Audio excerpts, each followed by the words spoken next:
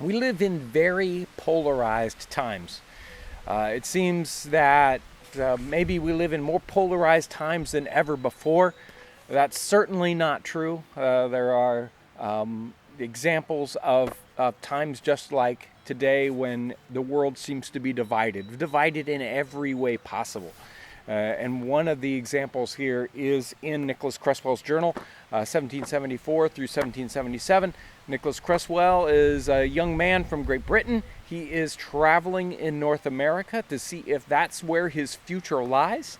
And he has a lot of great and interesting adventures that he writes down here in his journal. Very enlightening for as we look back into history.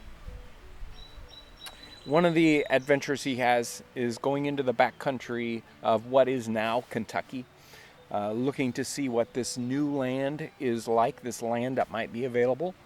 And he has adventures with the group of men that he goes back into the wilderness with. He's traveling by canoe on the Ohio River and the Kentucky River.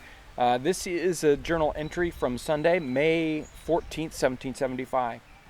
We camped at the mouth of Sandy Creek. This morning, very wet. After breakfast, Mr. Edmund Taylor and I entered into a discourse on politics which ended in high words. Taylor threatened to tar and feather me. I was obliged to pocket the affront.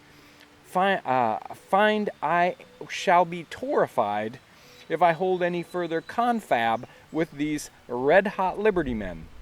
And then he says, I'll remember Mr. Taylor's usage to me in the future.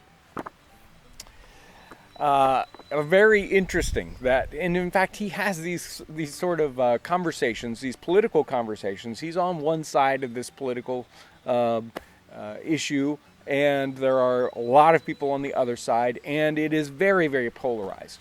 Although very often through this journal, even though he has opposite political leanings, that's even a kind of a light word, but political leanings with a lot of different people, he still is friends with many of these people. And even though many times he gets into conversations and it gets heated, he still has very good relationships with these people. And he's continually kind of being drawn into this war on one side or the other. He succeeds in not getting drawn into it. But I think there's a lot to learn and sort of watch what happens in this journal.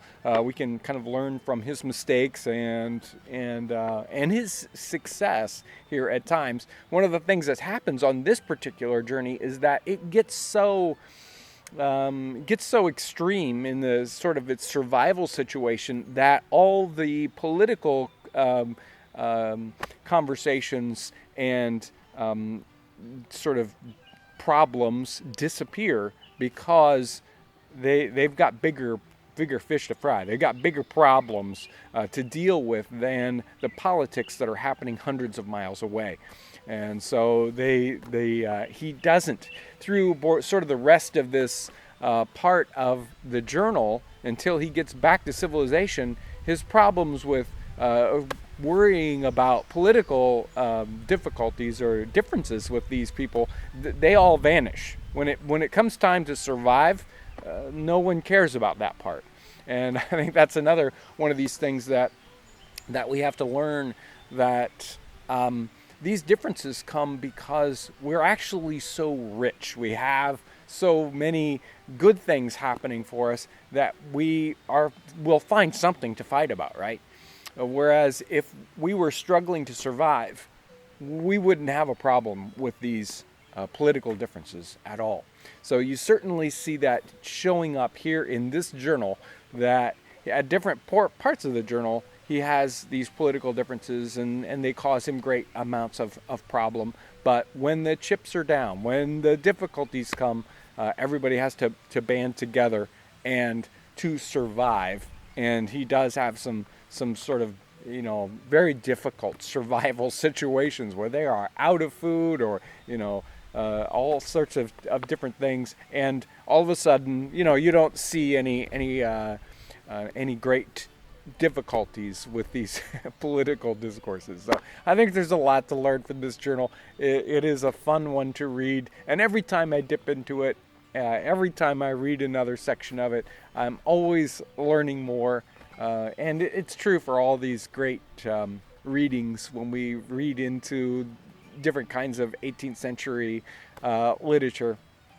They have such a different mindset, and we have to see history through their eyes instead of through our eyes. It's very, very easy for us 250 years later to read into what people are talking about here in the 18th century, and we have to really kind of empty ourselves of that and rediscover what they were actually thinking, what they were actually doing, what they thought in the 18th century. It's so fun to learn about these things. Great journal. If you're interested in reading about Nicholas Creswell, you can find this online. You can also get the print version on our website. I'll make sure to put a link down in the description section. I want to thank you guys so much for coming along as we kind of discover and, let's say, explore the little dusty corners in history, specifically 18th century history.